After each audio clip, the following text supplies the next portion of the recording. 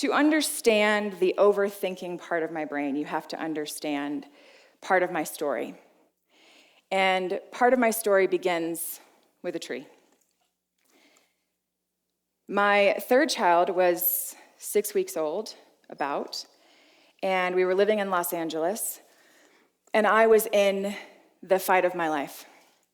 I had been hijacked by a very, very severe form of postpartum depression. When you're in that place, it's not only entirely terrifying, it's all-encompassing. I was afraid of my shadow. I was afraid to go outside. I was afraid every time my kids moved a muscle. I would sit down with my incredible husband and say things with just complete earnesty and sincerity. I would say, I'm not supposed to be here. I don't think you're hearing me. I'm going to anchor you guys for the rest of your lives. It'd be easier for everybody if I just left. And I could see the terror in his eyes in those moments. And I still, to this day, am beyond grateful for him for standing by my side because he didn't leave my side. And one day I called a friend of mine. Her name's Libby Moore. And this is going to seem like a name drop, but I don't mean it that way. She was Oprah's chief of staff for 13 years. And she's one of my best friends. And she is a person who has wisdom beyond what you see most often on this planet. And I called her in the depths one night, and she said, Kelley, I'm going to tell you a story. And she said it really simply. She said, one day when I was at work, I was completely underwater. The walls were closing in on me. And Dr. Maya Angelou walked past my office. And she looked at me and she said, Ms. Moore, you look like you need a break. You look pretty underwater. And she said, I can't handle this. I've got 7,000 emails. I don't know what to do. And Dr. Angelou said, well, my dear, can you go outside and look at a tree? And she got up. She went outside. She always tells me the tree was about the size of her palm. It's about as big as it was outside of Harpo. She's like, it's all concrete and there's just one tree. She went and she sat by the tree and she said, Kel, do you think you could go look at a tree? And I'm not kidding you. I thought she had lost her mind, even though I feel like I'd lost my mind. And I was like, oh, look at a tree. Okay, it sounds like a plan. But at that point, and if you've ever been in those kinds of depths, you'll understand that you'll do anything at that point. The desperation runs deep. So I went outside and I found a tree. There are trees in Los Angeles. Woo, woo. I found a beautiful tree. And I sat in front of it, and I sat for so long that my body hurt. So I don't know how long I was there, but it was long enough for my muscles to ache. And it was also long enough for me to see the tree. I saw the trunk of the tree. I heard birds chirping.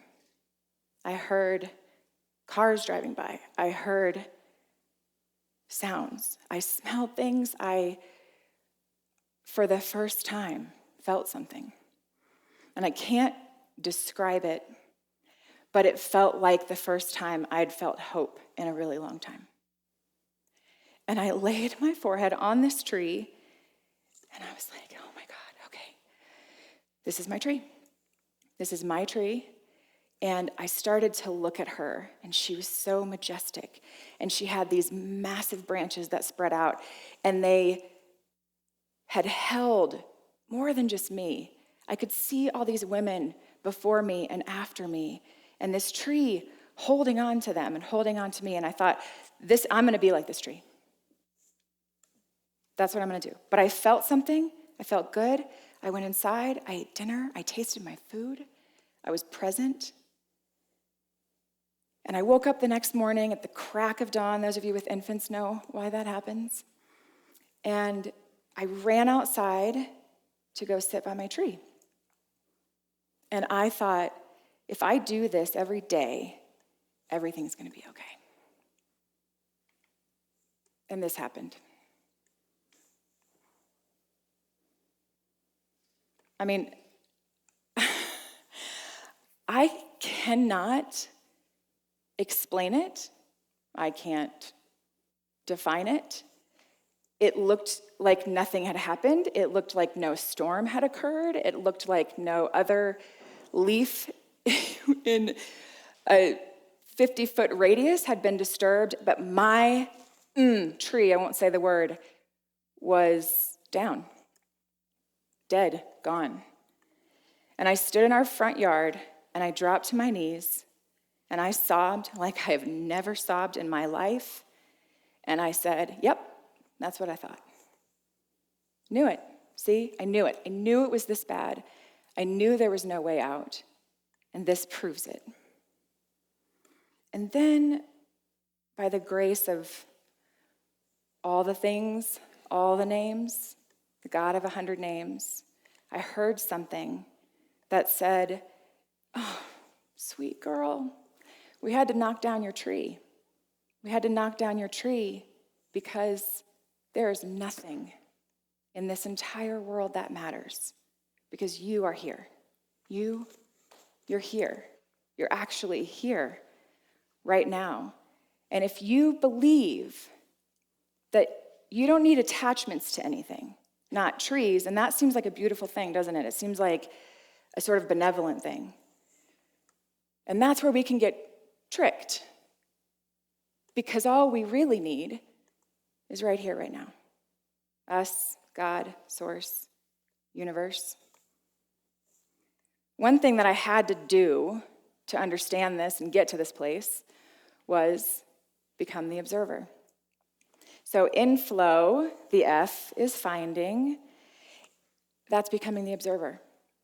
If I hadn't taken the time to sit in repose, to sit and see, if I hadn't taken the time long enough to hear the wind blowing through the leaves, then I can't really find my flow.